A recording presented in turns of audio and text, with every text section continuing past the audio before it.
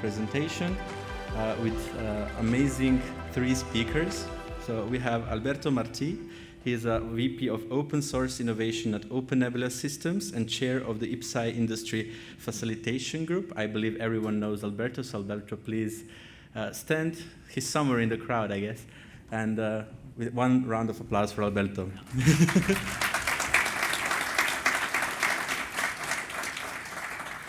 Next person that I would like to call to the stage is Amal Taleb. She's EU Public Affairs Director at SAP and Vice Chair of the IPCEI Industry Facilitation Group. Welcome to the stage, Amal. And last, definitely not least, from this first presentation is Ernst Stöckel-Pukal, Head of Unit for Digitization and Industry 4.0, German Federal Ministry of Economic Affairs and Climate Action. Welcome to the stage.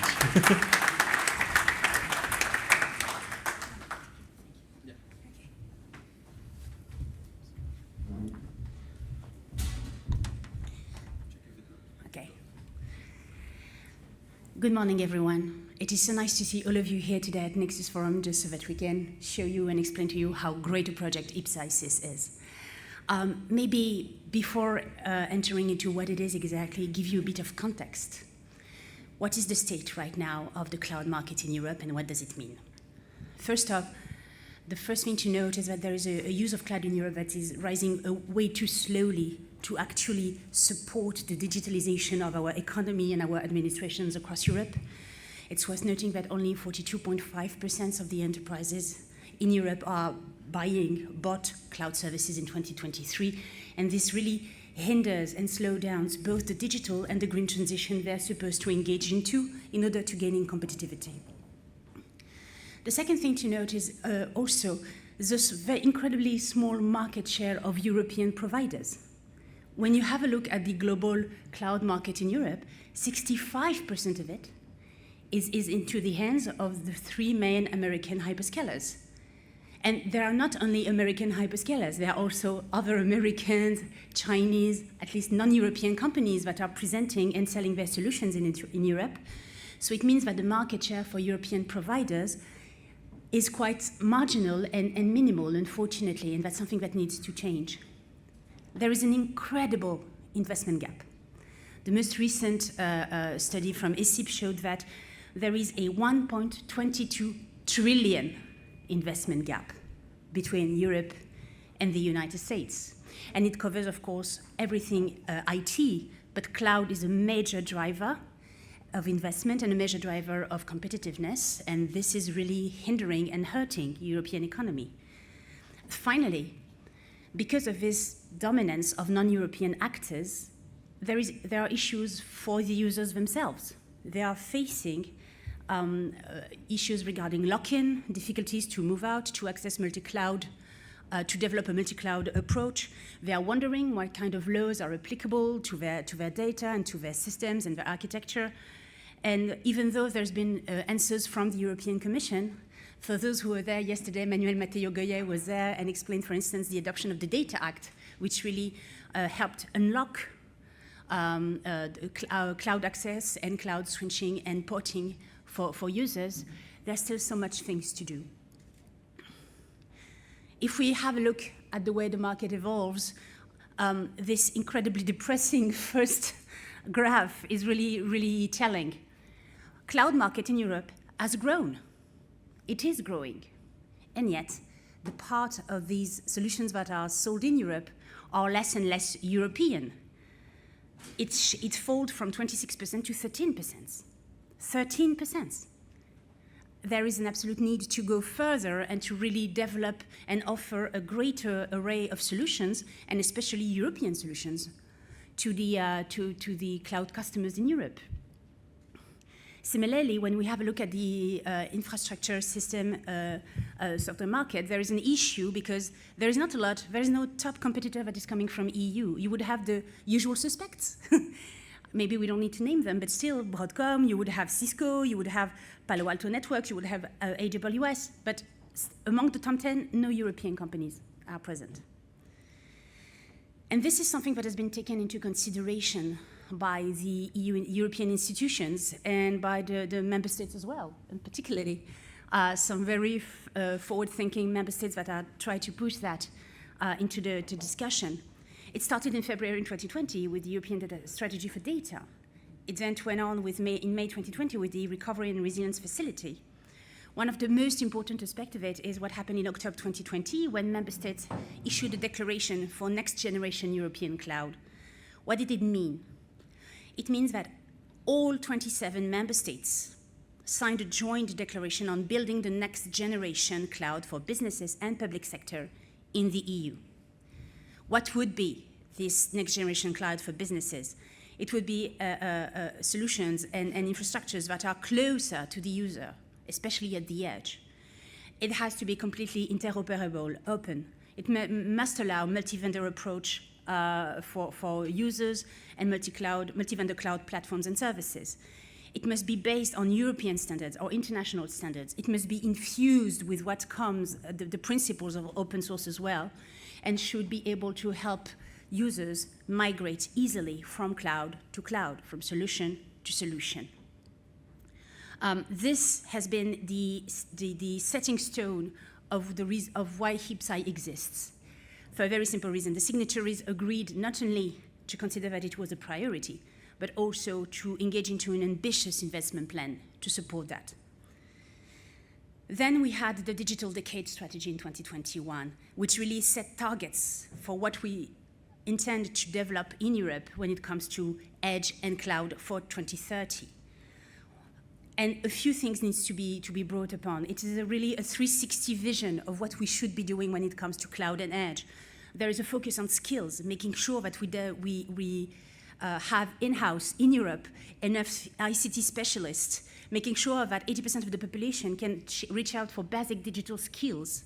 Because without having those skills, the cloud and edge solutions will never be used. We need them to be able to use them and to deploy them in the best way possible for them. The idea of developing a secure and sustainable digital infrastructure that is cloud to edge with 10,000 climate neutral, highly secure edge nudges across Europe to support near edge and far edge development, deployment, support businesses into using this technology, making sure that there is an actual real take-up from the companies across Europe, reaching 75% of EU companies using cloud, AI or big data. Making sure that the innovators in Europe can raise and grow and reach scale, but the late adopters can still come back and use the state-of-the-art industry to allow them to also enjoy and benefit both this digital and green transition that these technologies will offer.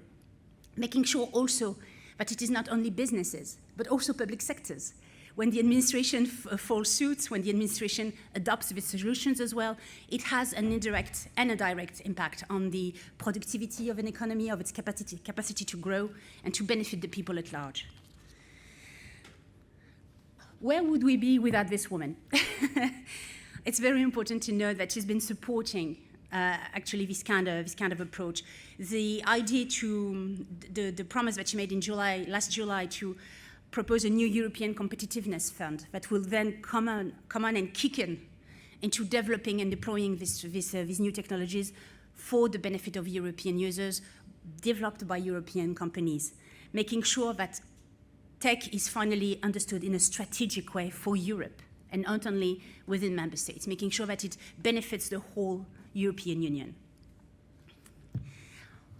Now comes the very funny part, the explanation of what is actually IPCEI, and the best person to do that is actually Alberto, so I leave you to his good hands.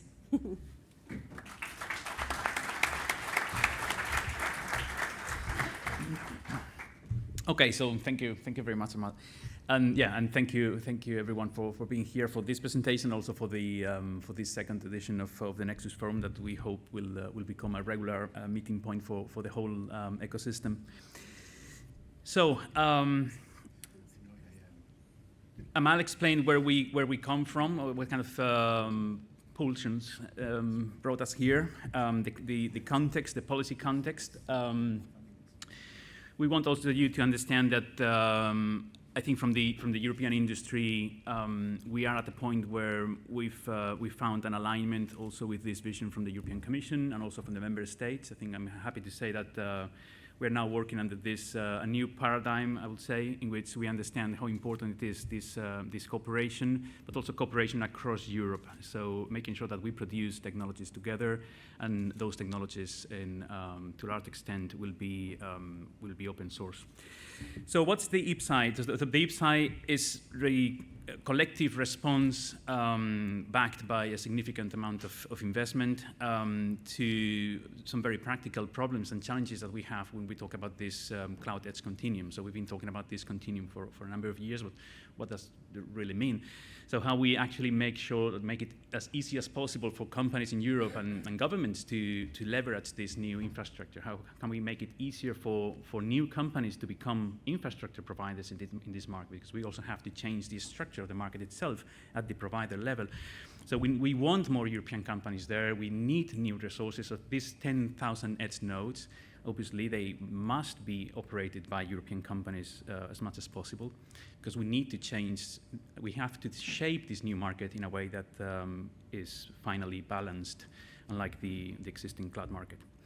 So the IPCEI is responding to, it's only 3 of the initial priorities that were defined for the IPCEI. So it has to be a solution that enables this multi-provider cloud edge continuum. So we are assuming that the continuum has to be provided by as many infrastructure providers as possible, most of them ideally, or a large percentage of them European.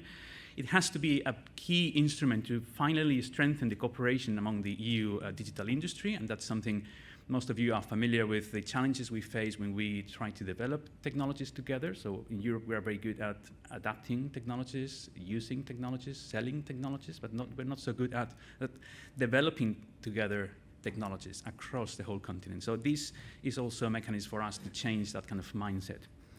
And also, we have to put our efforts in developing this concept of European. I really like this mention in the IPCEI objective from the very beginning, European open source. So we have to find a way in which, in the long term, we can together develop open source, and we make sure that these technologies that are critical for us and for the single market, they remain under European control.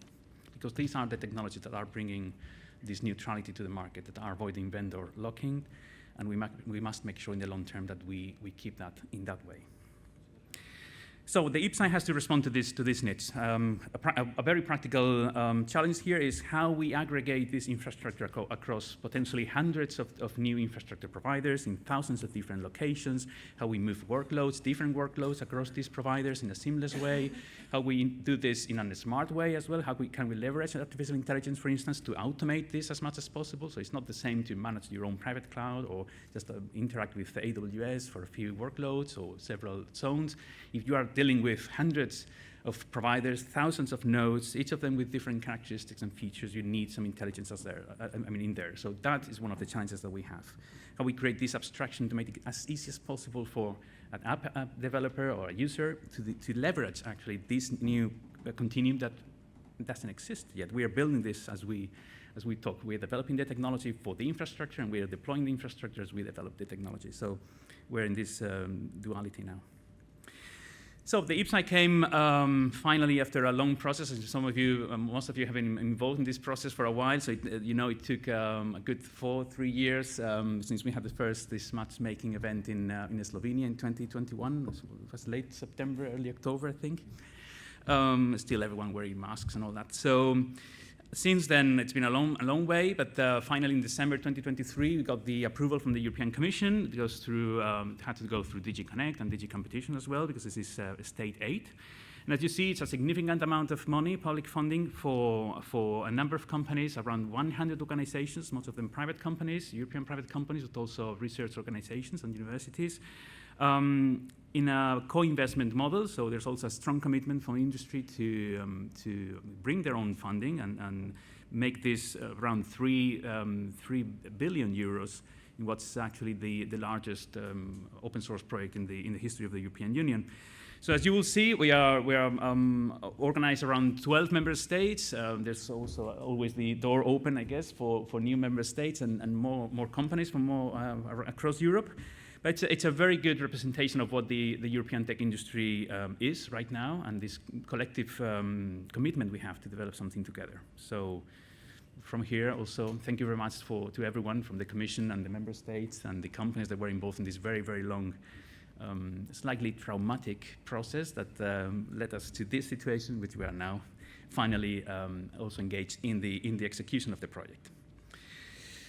So, just to give you some perspective, what is this IPCEI, what the IPCEI is, and I particularly like the way in which this IPCEI funding mechanism works, because it breaks a bit this kind of dichotomy we have sometimes in Europe. This leads sometimes to this small paralysis in some sectors where we are hoping to develop a European champion or champions in some markets by putting all that money in a single company. Against the model in which member states sometimes tend to fund their own national industry. So this is something in between that finally brings a large amount of investment, not to a single company, but to a collective, a number of companies that have this strong commitment to collaborate among themselves and produce some technology together. So I hope this model that, as you see, was preceded by the microelectronics IPCEI and also the hydrogen IPCEI, so we are at that level of strategic investment, will also bring some systemic change to the way in which the technology sector operates in Europe and collaborates with each other. As you'll see in a second, we are divided. We have these 100 organizations divided in 4 work streams. Well, we had the General Assembly in March here in Brussels with representatives from all 12 member states and almost all the 100 organizations. Amal and myself, we coordinate what's called the facilitation group, which is the body that brings together representatives from these different working streams, from the industry. And then there is obviously the supervisory board with the member states and the commission that ensure that we keep to our promises. Right? So this is the larger, this is the ecosystem we have right now at the IPCEI. We have direct participants and indirect participants, but in practical terms, we're all working the same level. As I said, around 100 organizations across Europe. One of the things that I particularly like about this project is the fact that we already have industrial end users. So we have a number of companies here that are not specifically tech companies, but they understand how important it is for them to take control of the technologies that they need for their business. So we have people like Airbus, so Mondragon Corporation, Fincantieri, Deutsche Bahn. So it's also a way to bring the tech sector closer to the rest of the industry. So in this fashion of looking at taking care of the European competitiveness, this is a different approach. This is the approach that we need. We need to make sure that the technology we produce in Europe responds to the actual needs of the industry, and the industry, for a change, is directly involved in developing and maintaining in the long term the technologies that they need to run their business. And this is beyond the paradigm of just consuming things that are produced by third parties, most of them outside Europe. So we are in this process of, I'm going to use the word, emancipating ourselves of a bit of these dependencies of third parties, from consumers to active maintainers and developers of strategic technologies made in Europe. So thank you very much also from here to all the companies that have accepted this extra work of coordinating the different work streams through the facilitation group. So we will meet some of them in the next session. So thank you guys for your commitment also to make this integrated project work. These are the 4 work streams, and these reflect a bit the vision that we have and what we're going to deliver. So we understand that the continuum and this cloud and its competing services that we deploy on this infrastructure is not going to be the same for everyone. So each use case, each company might need a different combination of infrastructure, a different combination of software stack on top of that, a different combination of applications. So the challenge here is to bring together from all these 100 organizations and projects the components that we can create, that's this map of European technologies to actually make the cloud edge continuum work and usable for end users. And that's the challenge that we have, to understand what each of these companies is contributing, what are the connections, the existing connections, but the connections that we can create in the future between these providers, these technologies, and put that all together in a way that's very easy, initially for a number of strategic domains that you see at the top, to deploy this stack of European technologies and infrastructure in their companies and their environments. So as you see, work stream 1 is where we have the companies that are building this continuum, the people that's bringing the infrastructure, because we need the infrastructure. I mean, it's like a bit like the cloud. I mean, the cloud is a physical thing. We need the physical continuum to be deployed. We need investment in resources. These are the guys that are in charge of looking at where these cloud and edge nodes are going to be located, how we can connect them in an efficient way, how we can use these deployments also to optimize energy consumption. On workstream 2, we have the orchestration layer. We have to create this abstraction for users. All this infrastructure, all this complexity has to be abstracted to the top applications. That will be done at the workstream 2 level. On top of that, we have workstream 3 with different applications, data exchange, artificial intelligence applications to serve specific use cases and demands from the industry.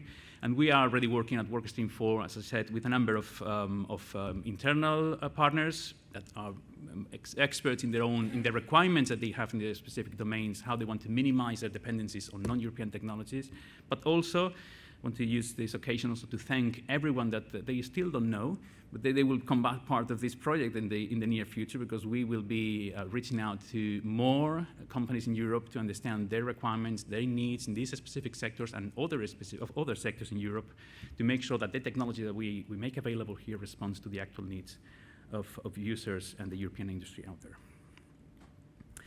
I won't go through this. I will just give you a few seconds if you want to take some pictures, because we're moving on to the next speaker. But as you see, some of the challenges, we know the challenges. We just lack the technology. So we are building the technology and the combination of components and resources that people will need to actually make use of these database cloud edge continuum in a practical terms, where we are implementing, I like the concept of, we are implementing the concept of digital sovereignty for Europe in practical terms. And this is how we expect this to unfold. So we are bringing together, as I said, components, resources, technologies, and knowledge from all these different companies and other companies in the future. So within Europe and outside Europe as well, we have a strong commitment for spillover effects, and the commitment from all these companies is to make sure that this has a long-lasting effect on the European market, but we are also able to integrate other people. So some of you that are here and you're learning about this for the first time, in a couple of years maybe your technologies, your resources, your knowledge will be part of this ecosystem. So we hope, as we will explain in a second in the next session, we're also putting in place, through the support from the Commission, the different mechanism for expanding this ecosystem and bringing more and more companies on board. Also, thank you very much to all the companies that are within the IPCEI now, making a big effort to put all these things together, get to know each other, preparing the first integrations that we hope will be ready by the end of this year, so we can offer you guys something tangible that you can actually start trying as soon as possible. So, thank you very much, and I'll see you around. And those of you who know the project, and those of you who don't know the project yet, we will see each other. Thank you. Explained everything technological, how it's organized, about what we aim at. So I will definitely concentrate now more on the vision and what are the real challenges and where should we go to. You see here's the name Oracom, yeah, and my colleagues didn't use it, yeah. And I'm sure they will use it very soon once we have a logo and so on. Ora will be the name of the vision. It's a registered trademark already. I explain it because then you can remember what it means. The 8 is for the continuum, yeah, and Ora, O-R-A, stands for edge in Latin. So it means really edge continuum. So it's perfect, and we are lucky that this was available and we could register it. So I hope that we manage in Europe to set a sign to the outside world that we, under the logo and under the term Ora, we are able to manage the vision that we will have a real sovereign digital infrastructure in Europe, an open one, which is open not only to Europeans, which is open to the world, by the way. Yeah? And it was great what you all explained, but I show you something which really shocked me this week. It's almost the same you presented, but there was an inquiry on a study from the German, or the Federal German Industries Association, together with some research institutes and the Boston Consulting Group, and they tried to find out what are the most attractive markets of the future. And you see, very on the top, you see cloud computing. It's by far the biggest bubble.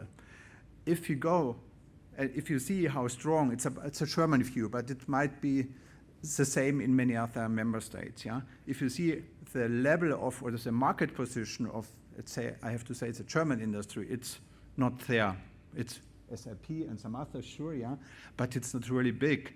And if you go into this report, you hardly find a word about cloud computing. Yeah, they still talk about the old industries, which is true. We have to save in Europe our industry, yeah, but without digitalization and without the right digital infrastructure to it, it won't work as properly as everybody wants. So what is the first key message, and we have to work all on that, we have to create much more awareness about the importance or the urgency of this aura idea for Europe at the highest political level. Even if you showed the strategies, the European strategies, so on paper it's nice, but they have lived up to it. They have lived up to it, yeah? And the same is with companies. It's not only about talking about technologies. We need to develop the technologies. But if your C-level people don't force you to do it and do it together, not as a single company or 3 or 4 central companies, nothing will happen, yeah? And this is the difference between ORA and IPCEI-CIS. IPCEI-CIS is the instrument and the core group of 110 companies to build the technology stack. But we have to do the marketing, the vision, otherwise we will fail, yeah? We will fail. We should know one thing. If you create only something a little better than the hyperscaler are offering, it will be for nothing in the end, yeah? We need to think really big. We have to create something new, and it was well explained. It's a cloud edge continuum, which has much more, how should I say, possibilities for our companies, for our businesses, for individuals, whomsoever, yeah. So it's something new we create. We do not own only something better, yeah, really something new. It must be leapfrogging, and then you can create a market. We cannot create a market if you say we do for a small portion of the market, we do something very intricate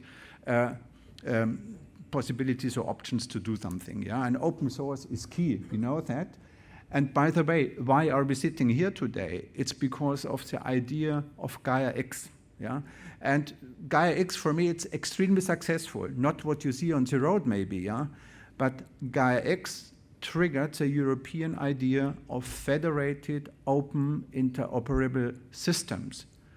And when we started, I don't need it, I guess. Okay, and this idea of federated, decentralized systems, it's purely European. And it's challenging because it's a community process, yeah? There is nobody who can decide alone, now we go this way or that way. So please take these words home, that you're not only doing in the IPCEI technology job and that others are maybe sitting outside. No, not at all.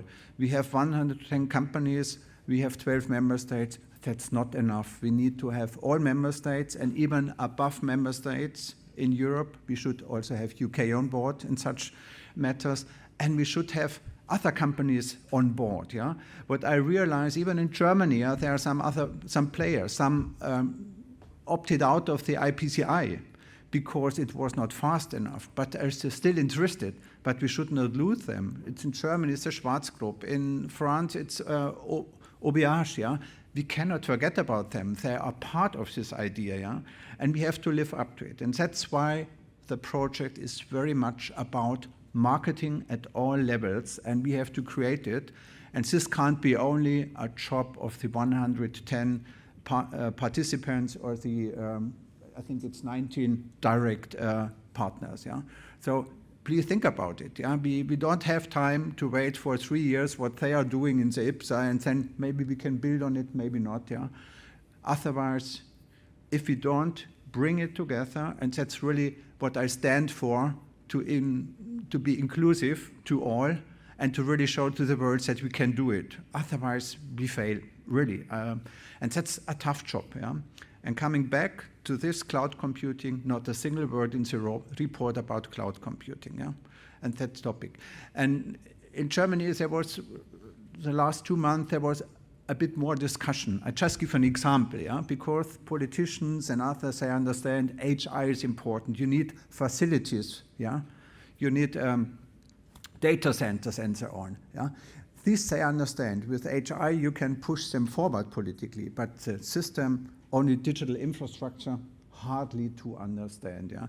So what I want to say is, we have so far a governance in the IPCEI-CIS, or order, as I hopefully it will be known in the very near future, from tomorrow, from today onwards, that we build a governance across it, because the IPCEI is not something which will end in 2 or 3 years, and it's a very clear commitment.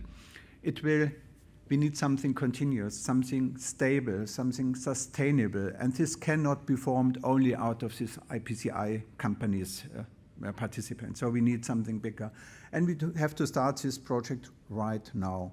And this is really, it was said in supervisory board, it's very clear commitment that we want to do it, but I can tell you, and I'm very proud of companies like you or organizations, many other companies. The project order has just started. Yeah, it started beginning of the year. Some projects are starting only right now.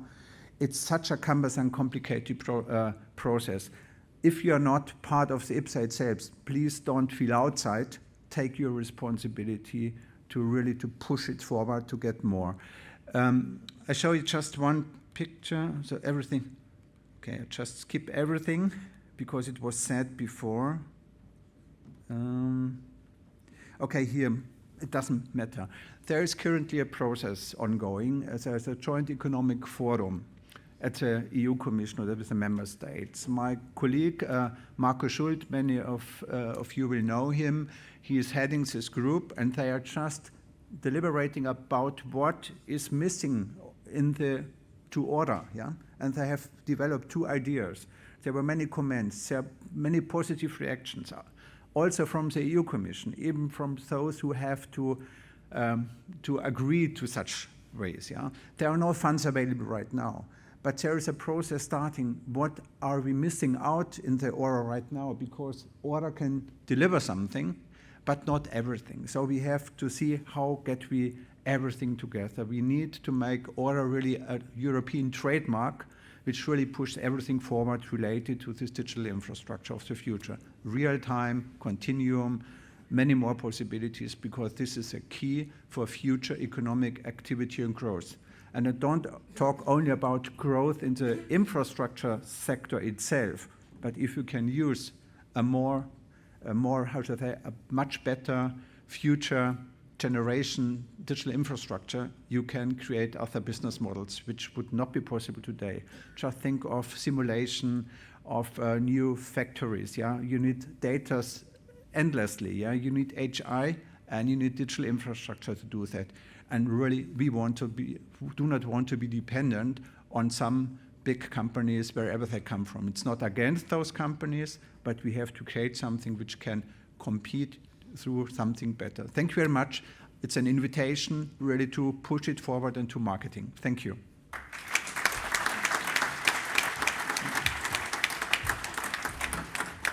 Amal, Alberto, and Ernst for presenting for IPCEI. It's quite a unique initiative in Europe. So we can have 5 minutes if you have any brief questions for this amazing trio. So please raise your hands if you have any questions. Okay. Thank you for the presentation, and the last one was very impressive. But if Aura is, let's say, the marketing of the whole IPCEI, is there also a marketing strategy already in place or being developed?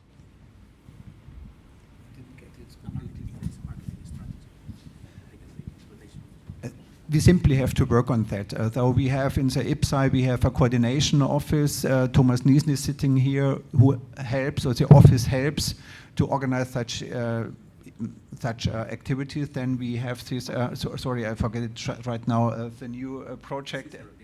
The exploitation office around. They have that job really to push it forward as well.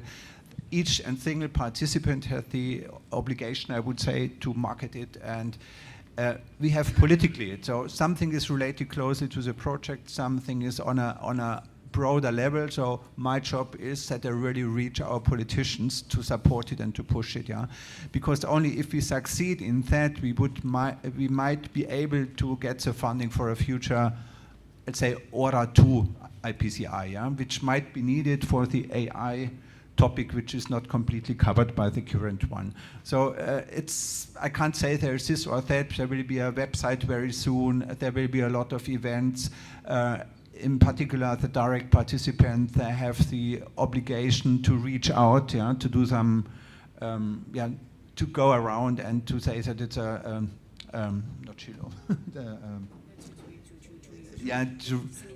dissemination and blah, blah. It's all part of the acceptance by the DG competition that we are allowed to finance and fund this IPCEI project. Yeah, so it's a huge task for everybody. Some companies, some political level, some outside the IPCEI exploitation office. So, but we can talk about that later if you want. Thank you. If you don't mind, I just want to add something. The idea is to market it. Market it. Making it come to the market, have the market coming to it.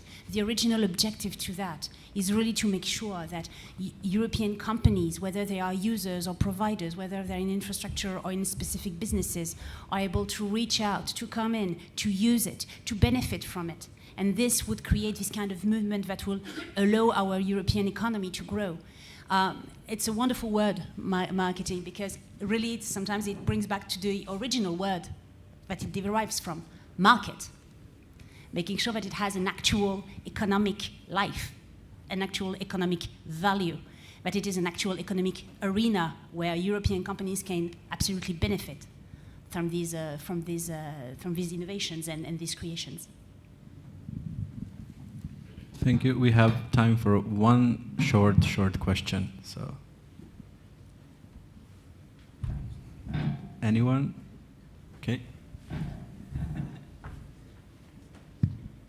So about bringing it to the market, I see that there are two main pillars. One is the open source software, and the other one is bringing to the market. So what could be the implementation tools for it? I mean, if you look at the hyperscaler and so on, they based on some big foundation that sustain the development of open source tools, and some marketplaces where you can exchange and trade infrastructures or other assets.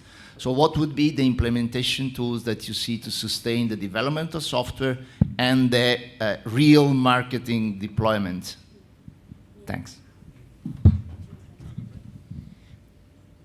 The first step of it is precisely the open source aspect of it. By making it available into open source platforms and to open source communities, to allow companies that will come in, kick in, develop more, create new additional services or solutions through that.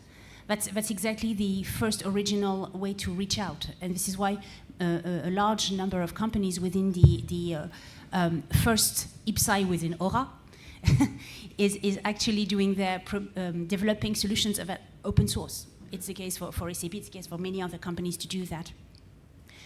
It happens that the way that Alberto showed you, the 4 groups, workstream 1, 2, 3, 4, and the type of deliverables are actually the gateways to allow companies at whatever level to enter in and to access it. So they can start small and test it, see where it goes. Is it going to be in data exchanges? Is it going to be in AI, in workstream 3? Are we more interested into anything that is more around developing the APIs for specific businesses? All of that are so many entries into the IPCEI that would allow anyone, any company that is willing to try and to join and to benefit from it, to try it for real. And for that, the open source has been from the get-go one of the most important aspects of it, because it makes it open and accessible to others. Just one point. I said it before, but maybe it was not clear enough. There will be open source. Open source is key. Everybody can contribute to it because we talk about free and open source. Yeah? Secondly, there will be many projects, many possibilities with open source communities. We will see what comes out. But there need be an umbrella. You said it before. There must be a place where you can use it as developer, as a company, and. And there must be marketing. This can't be done by a single project, this kind of marketing. And this organization is not there so far, I would say. Yeah? This sustainable government structure which involves more members than those who might be now partners from the IPCEI or for the IPCEI projects. Yeah? And I invite you really to say what you want if you are not part of it, yeah? Because we cannot say we are now the high class of IPCEI projects, we can now decide for everybody. That's not the case. Yeah? This community process has to end in an organization who really will take responsibility also for the overall marketing, yeah? Because we have to address different kind of companies, people, yeah? And that's not there so far. That's a perfect end. Thank you very much, Amal, Alberto, and Ernst. Thank you.